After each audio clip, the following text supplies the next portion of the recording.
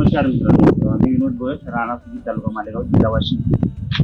आज पूर्वतयारी म्हणून जे खते आपलं NPK आहे याच्यामध्ये मी DAP निवडलेलं आहे. कारण आमच्या जमिनीतली पुरची कमतरता फार जास्त जाणवते, त्यामुळे आम्हाला DAPच लागतंय. तर त्यासाठी मी NPK मधून DAP घेतलेलं आहे कोरोमंडलचे. त्याच्यासोबत खतामध्ये मिक्स करण्यासाठी जे आपले मुख्य आणि द्विमान द्रव असतात तर ते मिक्स करण्यासाठी ॲरिड ॲग्रो लिमिटेड मुंबई या कंपनीचे सुपर मॅक्स घेतलेले आहे. या सुपर मॅक्स मध्ये तुमचं sulphur, magnesium, zinc, ferrous, boron, copper या सर्व गोष्टी येतात.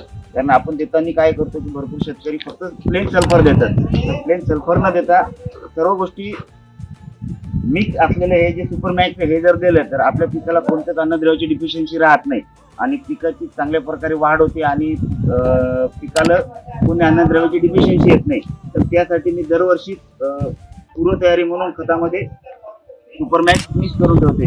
कारण पेरणीच्या वेळेस आपली धावपळ होते आणि त्या टाइमला आपण मिक्स करू शकत नाही किंवा धरले की तसंच टाकून द्यायचा करतो किंवा मग ते आपलं तसंच विसरून राहते गडबडीतनी. तर त्यासाठी अगोदर जर आपण नियोजन करून सगळ्या गोष्टी व्यवस्थित करून ठेवल्या तर पेरणी करतेच्या वेळेस आपली धावपळ होत नाही मित्रांनो. तर त्यासाठी मी आज या गोष्टी करत आहे. आणि सुपर मॅक्स मधलं जे सल्फर आहे हे दाणेदार फॉर्म मध्ये येतं आणि याला छद्र येतात. त्याच्यात जर बारीक पाहिलं तर याला बारीक एक छद्र येतं. या छद्रातून जसं आपल्या पिकाला लागतं तसंच हे अवेलेबल होते, म्हणजे स्लो रिलीज होते असं म्हणता येईल आपल्याला. तर हे वापरताना एकरी 5 किलो वापरायचे आणि जे खत घेतलेले आहे त्यांनी खताचा डोस कमी घेतलेला आहे. एकरी 30 किलो DAP घेतो आणि एकरी 5 किलो सुपर मॅक्स घेतो. हे मिक्स करून जर पेरलं आणि जर खूप चांगल्या प्रकारे रिझल्ट येतात. आणि बाकीच्या ज्या गोष्टी येतात तर आपण जे बाकीचे डोस राहतात आपले NPK डोस आपण फॉर्मेशन करतो मित्रांनो.